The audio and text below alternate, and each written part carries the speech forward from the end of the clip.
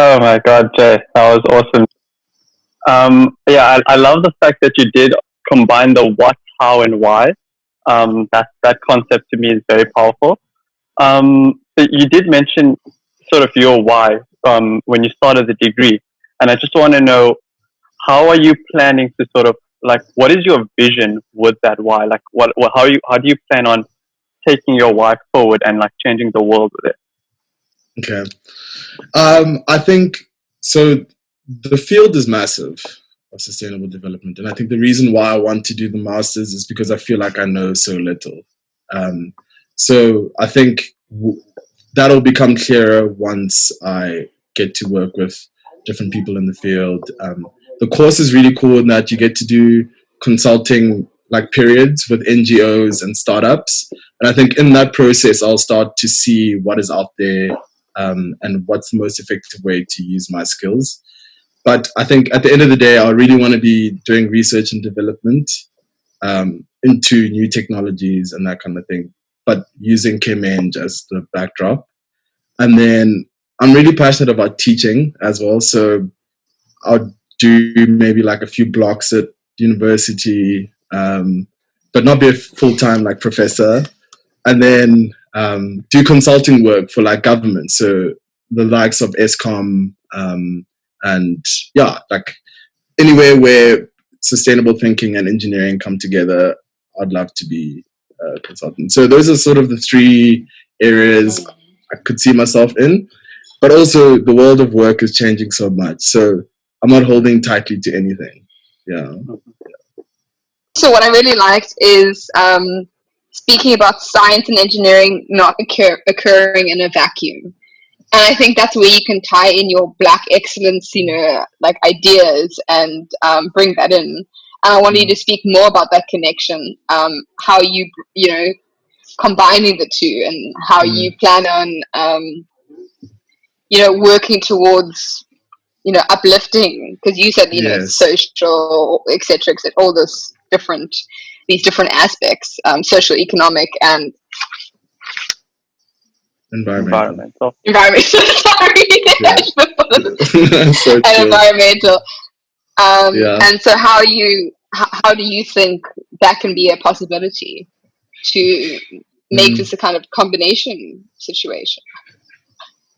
I think firstly, breaking stereotypes, like already, I don't know, being able to do what I do, or what I've been able to achieve. I think I had a lot of blocks in my mind. I thought I wasn't really capable and stuff. As much as that doesn't sound true. Like if you ask people like Mike, who saw the background, like I struggled a lot with those kind of things. So by virtue of me going for this is already me being like, okay, this, like I'm fighting for this idea of Black excellence.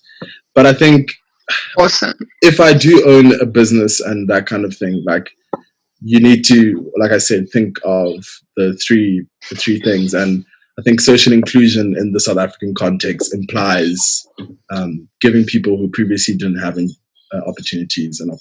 So that's basically how I would try to incorporate those two ideas. I'd love to build on like that link of like sustainable development and Black excellence. There's a particular like debate that exists around, like particularly in the energy and manufacturing area, around pressuring African countries to go green, utilize efficient technologies and such things, which are more expensive than dirty technologies. And there's like a big debate on should we force African countries to utilize these manufacturing techniques, whatever it might be, when the rest of the Western economy utilized all these dirty techniques, which were a lot cheaper, to help them get to a point of like economic power, right? So there could be like a cool tension here between Black excellence and sustainable development, right? Because on the one hand, allow African countries to like develop the way they want, don't care about the environment, get it done cheaply in order for them to compete with Western economies. And then there's the idea of is that sustainable in regards to the environment? I'd love to hear your thoughts on that dichotomy. That's an interesting one. I think Okay, I think it's important though for Africa to realize that these technologies that are expensive and new now will not be expensive and new soon. And if we take the route of, okay, no, we're just going to stick to the old way of doing it, we're going to get to a point where that's going to be a disadvantage for us because the rest of the world would have surpassed us and we'd now be on the back foot. So I think there is some wisdom in doing a transition because that allows us to then play on the same field eventually. So yeah, I don't know. I think it's important for South Africa and Africa to start learning from those like Western examples, and then bring it home and try and implement it in a way that is Afrocentric. So yeah, I'm a massive advocate for like stealing from the West in a way and making it work here. It might not necessarily work exactly the same, but yeah, I think it would be a bit naive to carry on with the whole coal thing and think, okay, we actually like catching up because we. Thank you, Jay. It was an amazing presentation. It covers or touches on some of things that I'm quite passionate about. Circular economy, but how do we use this capitalist world is quite difficult to even go to those values. So I've been doing a course online. It's run by his name is Professor Jeffrey Sachs, and he works for the UN. It's on the course is on edX, I think that's what it's called, and it's called Sustainable Development: A Post-Capitalist Order. And it's an economics course. I know nothing about economics, so I was like, let me try and like understand a few things. And he just says how like we're gonna need to find hybrids of capitalism. Because yes, capitalism has a lot of good things that it's achieved, but in its current form and the way it's practiced, it just does too much harm. And so I don't know if systems we currently have are like built towards achieving what we're talking about.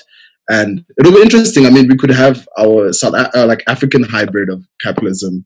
I mean, I'm just like speculating now, but I don't think the current systems are built to do that. And it's going to be an interesting juggle because this involves governments and like policies. So there's this idea that we should keep on moving with the trends, but it's a cost thing. So it's like it's cheaper to do sort of the old backward ways and can help you get along a growth path quicker versus like doing the right thing or the sustainable thing and using more expensive technology, which means your reach or your development plans are not going to go as well. And I think on the flip side of that is also we allow sort of these like multinational corporations to do these dirty tricks in our own countries, but we don't like level up our like environmental precautions and stuff. So like how do we, but without their investment, it's like where would you get revenue and stuff like that. So it's kind of like how do we balance? I think it's not as simple as following trends. It's like we're kind of stuck in a push and pull. Yes. And there's no real way out for us. Yeah. No, completely. I completely agree with you. I think just on the note of coal, if you look at like South African reserves and stuff, it like we expect it to decrease in terms of quality or grade of coal. So initially the investment might seem crazy, but in the long term, I think the economics will kind of level out. But this is very high level. I'm probably not 100% correct, but I completely agree with you. It is a difficult one. But I just think that right now with renewables, there's a lot of investment from like European countries and stuff, which takes us back sort of to the multinational situation. But that's where policy and governance is going to be super important. So my hope is that in the future they'll get like young people like us to sit on really important boards and stuff so that we give that perspective, because it is too complex to think of it so simply. I agree. He says, you spoke about providing opportunity. I remember reading that 85% of jobs are filled internally or via personal connections. If connections in South Africa are still so racially skewed, how can we fix this? the quota system tries to even the playing field, but leads to such unfair workplace prejudices. And then I just mean in terms of people being unfairly doubted or not getting as much credit as they should, people just putting things down to them being a quota. Yeah, that is a powerful question, actually. Like, even so, that one part about personal connections, that happens everywhere, right? Like, I don't think that's specific to South Africa in any context at all. Like, America definitely, like, if I know if my uncle or something is on the board of the company, he's going to hire me, right? Like, so I think that's an issue everywhere. My issue is that it is not done properly.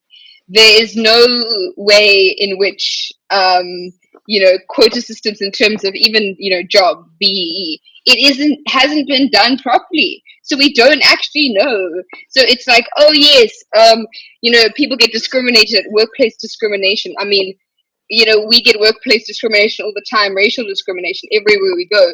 The issue is who is in power at these companies, and right? If you have more people of color directors who are interested in uplifting, people who are, coming in at lower levels, then there'll be more upliftment.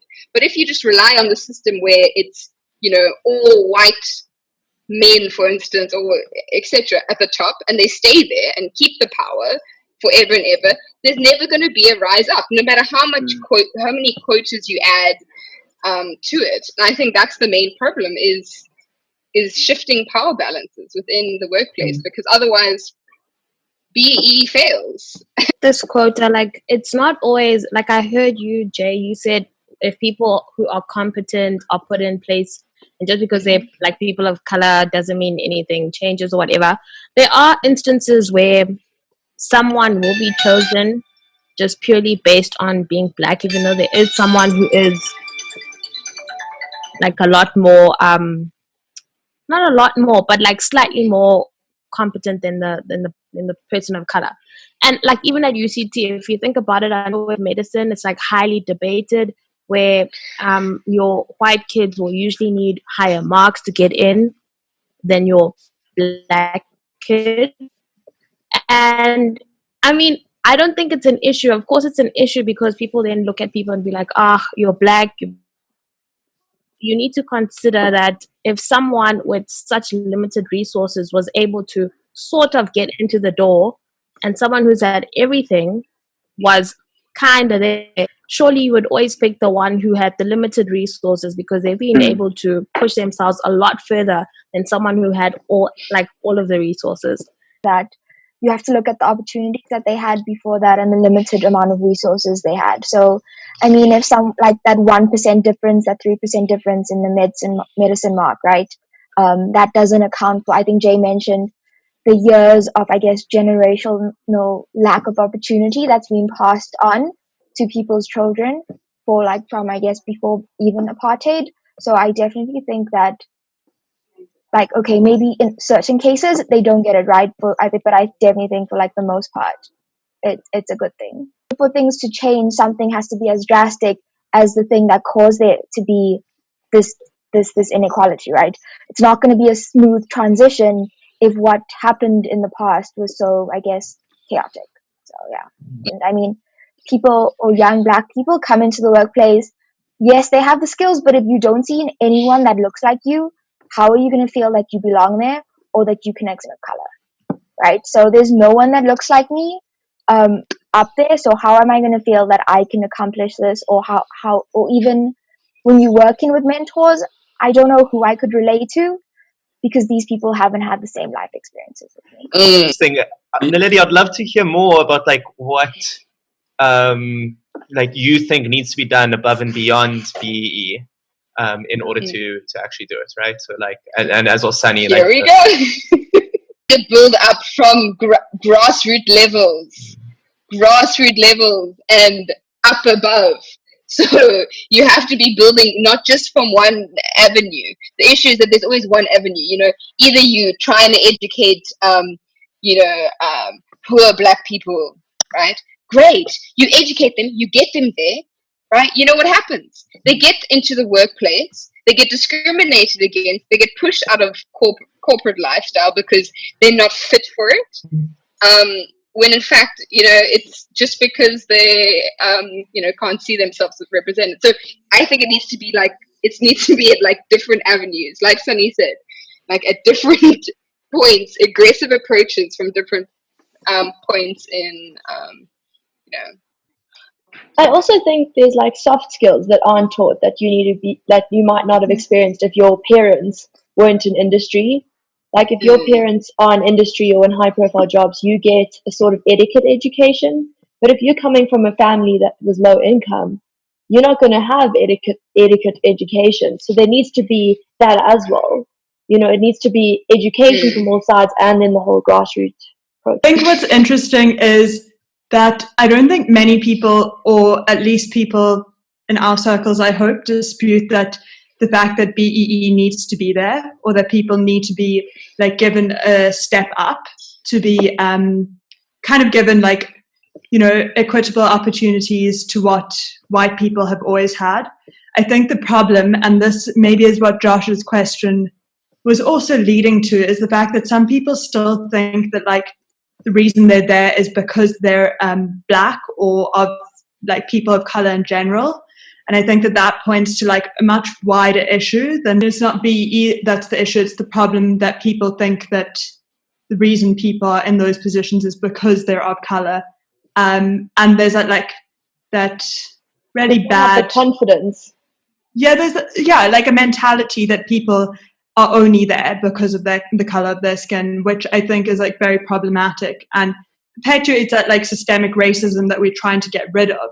The issue is that I think people seem to forget that when you get a job, you have to meet certain like qualification criteria, and it's as if because you were hired through BE that none of those qualifications are considered. You don't have any.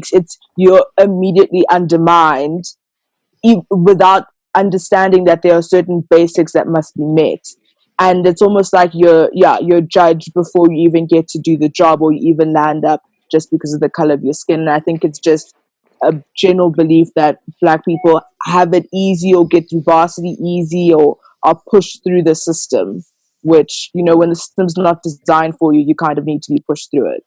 No, I'll try and see if I can find this. Oh, sorry I don't know if that lightning bolt's just on my screen, but it looks like I'm being struck. No, there's always this picture that always comes up in these conversations of those guys standing on boxes looking over a fence. It's like a cartoon.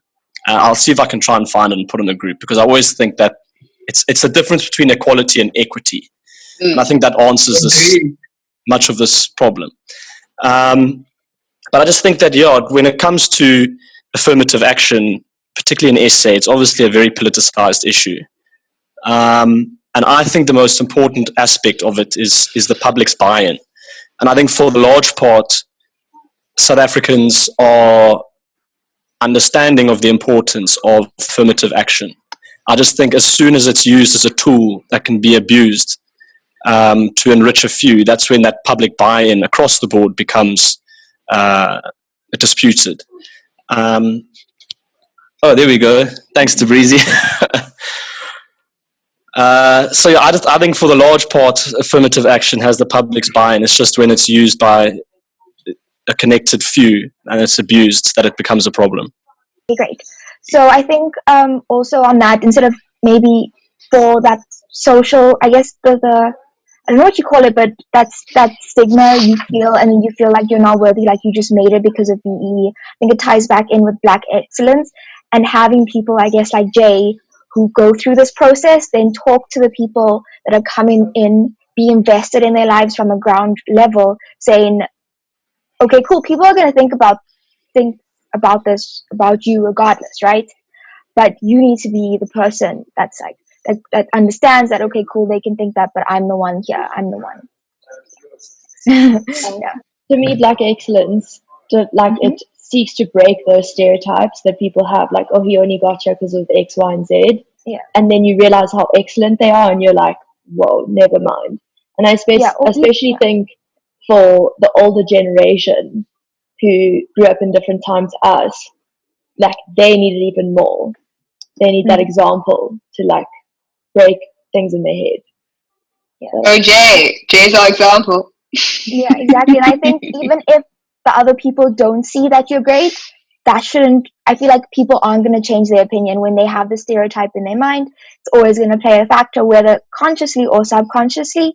So I think, like Caesar says, mentorship is so vital because it's like telling yourself that you're worth it. And I think, Jay, you were saying you went through that, the whole process of like imposter syndrome, I guess, of figuring out, do I belong here?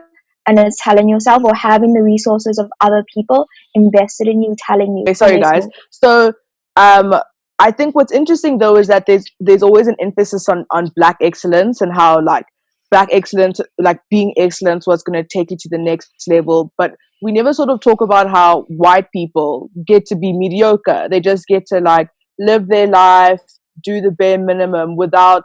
It's almost like Black people have to be extraordinary to get recognized for To very be simple taken things. seriously, yeah. And not everyone is going to be extraordinary, and not everyone should be extraordinary just to receive basic, like respect and like respect in their community. So I think it's difficult when we push these stories of like Black excellence and like the only way to be successful is going above and beyond and breaking your back, when the reality is the system should allow everyone should have equal opportunity. But I think it glorifies like the trauma Black people face in order, like Jay, going to the schools you went to and the things you experienced. It's trauma. You've accumulated trauma. I accumulated trauma being in a majority white private school. And at the end of the day, you're considered excellent, but it's almost like reaffirming that, oh, the only way I'll be respected is if I go through all this trauma and I become the special Black. And you know what I mean? And I think it also it's a very singular journey. You can't have the whole class of Black people can't be like excellent. There's only one special Black. Do you know what I mean? So I think it's a very like multi-layered thing where it's like we want to promote these stories, but it's like, what is it just not reinforcing sort of like the Black experience has to be traumatic. There's a lot of healing that needs to go on just to add of Black people being able to see examples that are similar to them, is that like more opportunities will open up that don't necessarily look like breaking your back, but they're there now and previously weren't there. Like just the ability to be and be able to survive without having to break your back was something that a Black person couldn't do. And I think the idea of Black excellence also opens up the ability and the opportunity to do that. But I completely agree. It can be quite like narrow and make people feel excluded as well. I was going to take us back to the costs and benefits of adopting new technologies in our post-colonial context. We said that it's different for a developing economy like ours to do the right thing and adopt sustainable technologies because traditional systems are cheaper. But how did they come to be cheaper? Surely there's a discussion there that needs to take place about how to scale new technologies to be efficient and cost effective. I think with that question, right now there's a lot of research and sort of like testing out of new technologies that make it less reliable than the traditional like coal-fired steam engine that can produce electricity and that kind of thing. So I think these technologies will progressively become cheaper as they're more adopted and become sort of considered to be more reliable because they've been used and tried and tested. And that's why I was saying that it's important for us to try and learn from other countries like Australia or like countries in Europe that have already implemented a lot of these technologies. And that's where a lot of the investment would also come in from. But I think it's just that process of the technology becoming common. Can I add to that? Mm-hmm. Yeah. In honors last year, I took a development economics course, and it was one of the weeks we were talking about how maybe we can learn from I guess the West or the more developed world, but we don't necessarily have to take their solutions when they've created them and then bring them here to Africa, since we have a very different context that we're living in. So maybe one of the solutions could be not waiting for these technologies to be, I guess, world applicable, but create like our own African specific solutions that do take into account the three bottom line of society, environment, and I forgot the other ones. Yeah. So that was just 2 cents. So I'm just reading again. Sorry. I've always wondered with the feminist movement. I always had some sort of feeling about that there was a Women's Day, but not a Men's Day, and we're striving for equality, but we're celebrating women. So, I was wondering, does it bother you, and what are your thoughts around that? There's no such thing as like white excellence, but there is black excellence. And I do understand that there's stuff to rectify, but yeah, let's just open up that conversation. Sorry, just quickly, because it's 90 Day Fiance, I have to go. But on Carmen's point is, this white is the standard. So white people, everything you do is considered excellent. We don't need to name it anything. It's being white. You are the pinnacle of what we want to be. So we don't have to differentiate anything you do from bad and good. It's always assumed to be good. But for black people, it's like we have to differentiate ourselves because our standard is poor. And I think also for most other people of color in a range. So it's here, reading from my notes, it's about the whole point of celebration of black is about the success. It's about celebrating the success of systematically unacknowledged or suppressed people.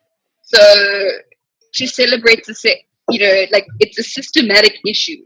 It's not like this is, it's nice to have black excellence, this standard. But I think the whole point is that it was a systematic issue. Same everyone else, distance you've traveled rather than the level you're currently on. So like if someone starts down here and then they end up here, that's great. But if they started here and ended up here, you can't really compare the two, right? So yeah. That it's human nature to celebrate people that challenge the status quo. And unfortunately, in our country, historically, the status quo has been that it's been very difficult for people of color to get into these positions.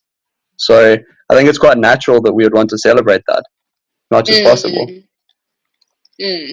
I'm curious, like the idea of black excellence. It's so odd because I was just seeing Sunny's face now, and I wanted to see your face. Right? The idea of black excellence. How much of that is universal for you, right? Because it's very specific to your perspective, right? The African perspective, South African perspective. But the big part of the narrative now is also the American narrative, right? It's the American perspective. And I'm curious as to how much do you identify with that narrative as well, or are there these two kind of circles? Is it like the Afrocentric black excellence and the American black excellence? And are they like the same thing, or is there just like a little bit of an overlap? Or if you kind of get what I'm trying to say. No, I completely get what you're trying to say. I think if you think of women or people that are part of the LGBTQ community, they find themselves in different contexts, and the sort of prejudice that they experience might be slightly different based on where they are. So for example, black people in America are a minority, whereas in South Africa, black people aren't a minority but feel like a minority. Yeah. So I think it is a universal term in that it speaks to a group of people that are sort of disenfranchised globally, but they find themselves in different places. So the idea of black excellence might have different flavors depending on where you go. And so that's kind of my thought. I think it is a universal concept. And I think it's something that I could sit across a table, I could sit with an African-American person and sit across the table and speak about things and maybe pull in my South African experience. And he or she or they would not be able to completely relate, but understand sort of the big picture and the sort of systematic social dynamics, Cool. So I wanted to go back to the sustainability for a moment. And just to give a background, I've been really inspired by the way that the leaders in the world have responded to COVID and how they've put such huge laws in place to make sure that the population is safe. And these laws are so controversial and damaging to the economy. It shows that they can actually prioritize human life, and things other than the economy, right? And it's because COVID has been so urgent. It's so clear from even a short space of time that it takes human life so drastically. And I see that there's some sort of tension between an issue like this compared to one like climate change, where it's such a gradual onset issue. It's so difficult to get policymakers to actually make those massive policy changes. And I wanted to know, Jay, if you have any thoughts on how something like that could be remedied. Are there any lessons that we could learn from the time that we're going through now, that could inspire future action in the space?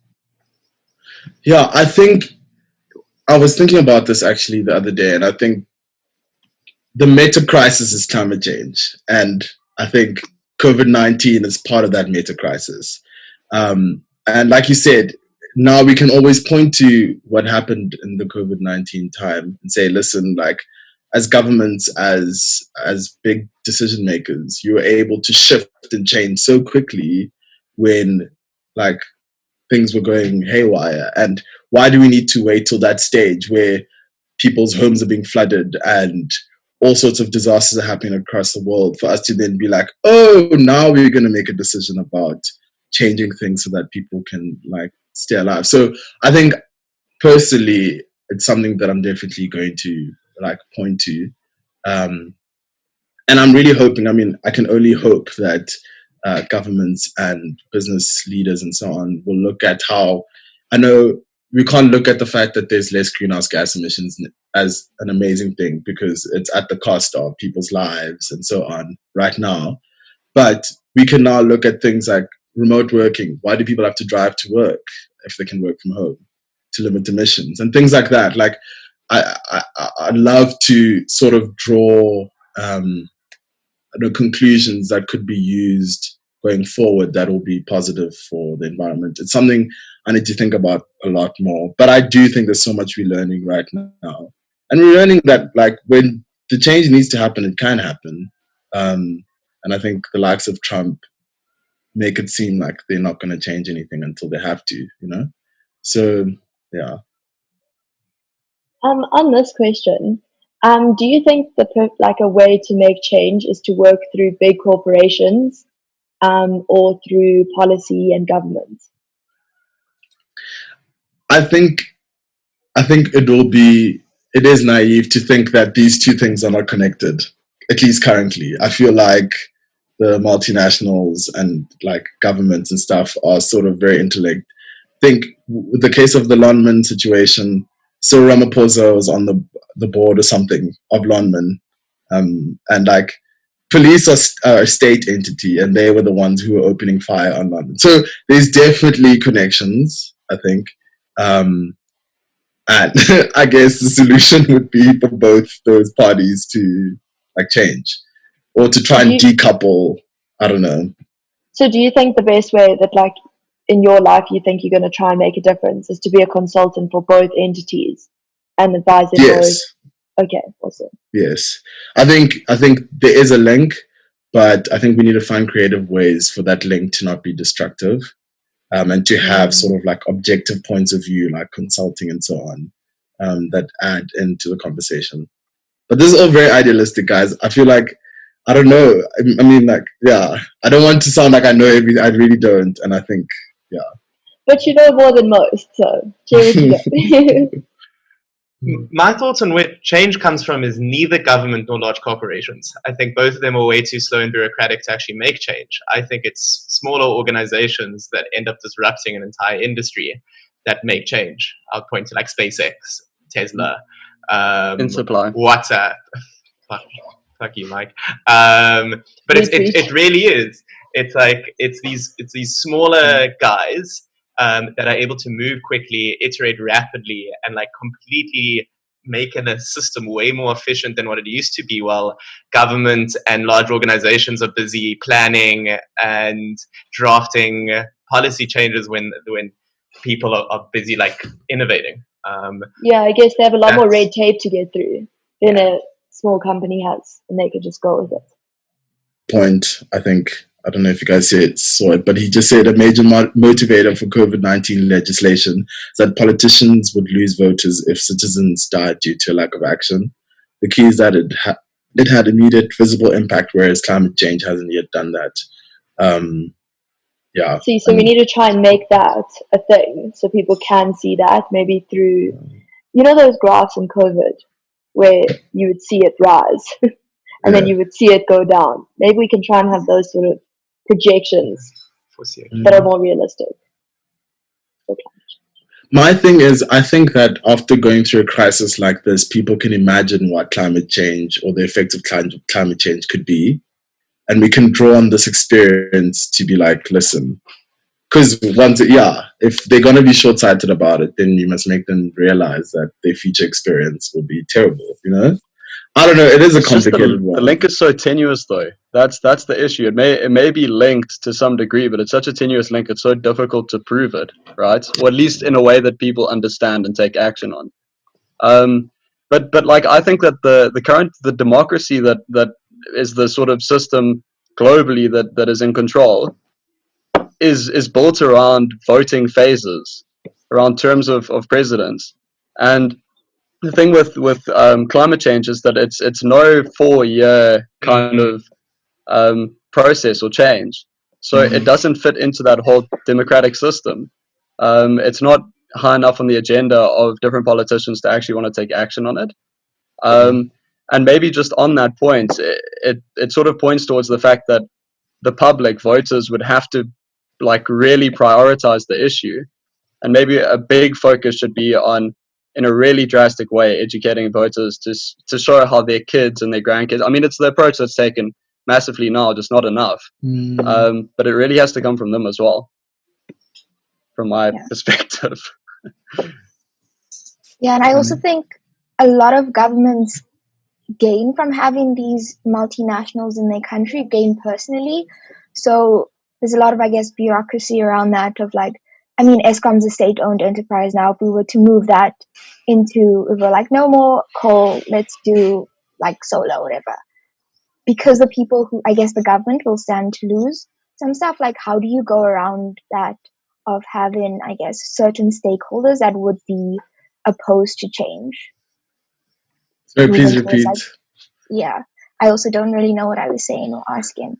But I guess maybe I guess we've asked this question before, but in order for us to move towards more renewable sources of energy, or just renewable ways we live, there's a lot of people that stand to lose out, a lot of powers of the world that stand to lose out if we were to move. So how do we get around that, or get buy-in from these people? To move does it have to come, like a top down? Do they have to decide, oh, now I'm going to care about the world? Or is it like some other thing? I think, no, go ahead, Coleman. I just think we need to get to a place where renewables are more profitable and quicker, more efficient, and better to implement than coal. I don't think it will happen top down. I think it will always be a bottom up. I think it will be either the people push it, or, like you said, an economic thing. And I think largely our generation cares a lot. I think we care a lot. Yeah. So I think like 2-3 generations, when the other voters are dead, I think it will. I think it will start to change. I think COVID's sorting that out for us. But I think also, just to add on, the course that I'm doing, Prof. Sachs always emphasizes the idea of institutions that need to change, and governments, like policy making, and like the economy. Those things need to shift. It's very difficult to think about like sustainable development considering the current system. And I found, like, in our conversation today, we get to cul-de-sacs where it becomes difficult to solve or think about something based on like the way things are run now. Like the idea of incentive. Like if you change from a capitalist system to one that's geared more towards sustainable development, the idea of incentive and the definition of incentive changes, So it is, I don't have the answer to like how do we shift these things, But I think that is an important part, and then our conversations would also probably change quite a bit. I don't know. Yeah. Tamir? No, I was thinking that what you were saying about some of your experiences as a black scholar at a private boarding school, like I think that's not experience. Speaking about their experiences from high school and how they realized that a lot of the practices at boarding school had just become the norm. So they just thought like, oh, this is normal. I must tolerate this. Like, it's just the way it is, whatever. And then when they look back in hindsight, they're like, whoa, like, well, how did I put up with that? So I get that you're saying that, you know, it's the school ethos, which is great and whatever, but it doesn't make that ethos right. So I'd like to hear from you, with obviously within that context, how you think that can be fixed. Okay. Yeah, I think one of the big things is like the traditions and stuff. I think some of them do perpetuate like very intolerant behavior, and it's about going in there and not losing the essence of like, because I think the intentions of some of the staff members were really to build like individuals of integrity, individuals of like respect for other people and like really good virtues, but like the method in which it was done was often very like hurtful. So yeah, I think a bit, okay, if I were to think from the top of my head, one of the things would once again be leadership, kind of like making it on the ground different, you know, like the boys' experience needs to be different and like tough conversations need to be had. And I remember like when I was there, our English teacher was gay and he would like, he'd put quite like thought-provoking things in as like comprehensions and stuff. And through that, boys started talking about things, you know, and boys started like considering, oh, I think I might have a prejudice here and that kind of thing. So I just think it's like really the way education is delivered and like making sure that the right people are in place to inform decision making. Everything needs to sort of change. And these schools are very reluctant to change because like, wow, tradition, da da da. And I'm like, yeah, fine, but if your traditions are whack in 2020, then you change, you know?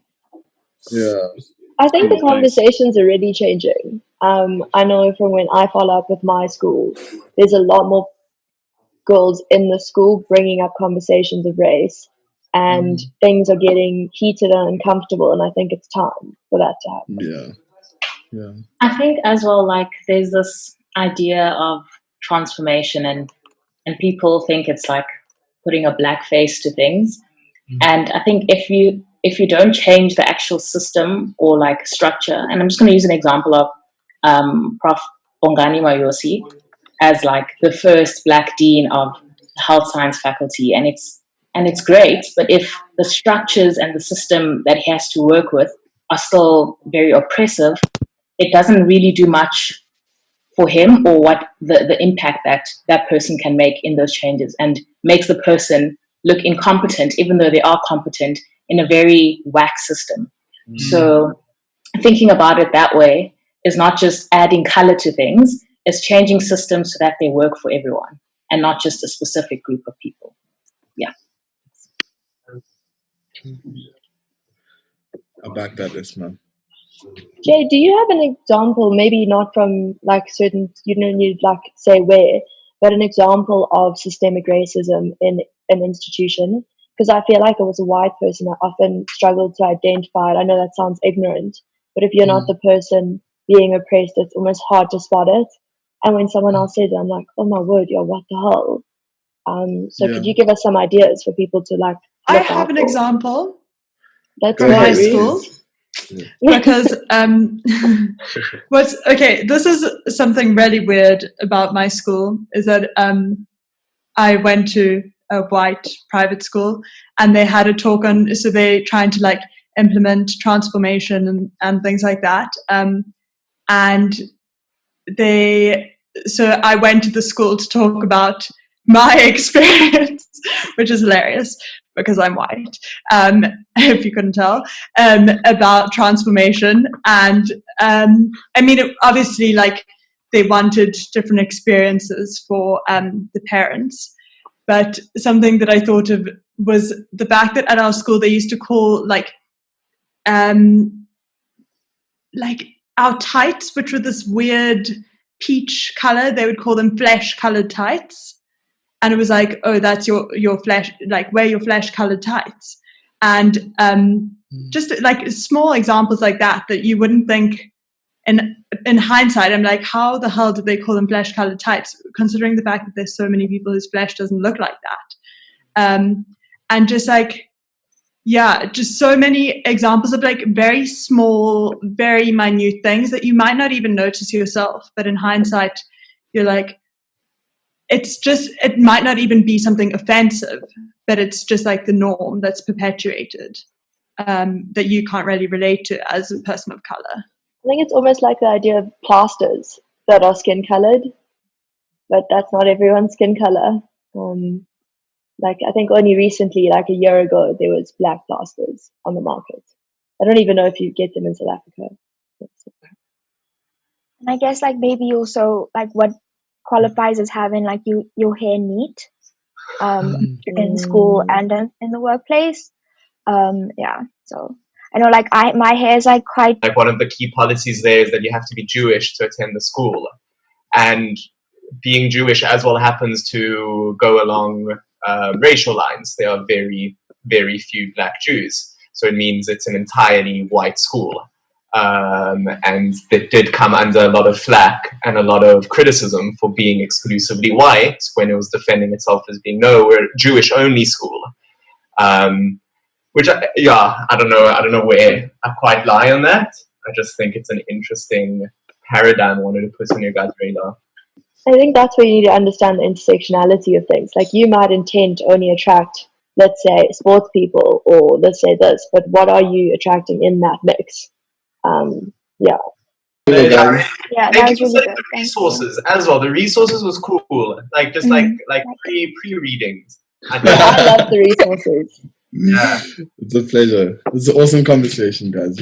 I learned so much. I feel like I have so much to learn as well. So, good. I love how it's your topic and you learned a lot. But that's a cool thing. It sounds cliche, but to have people from different backgrounds doing different things, like, so many different perspectives. It's so rich. It's really yeah, awesome. Thank you, guys. Good night.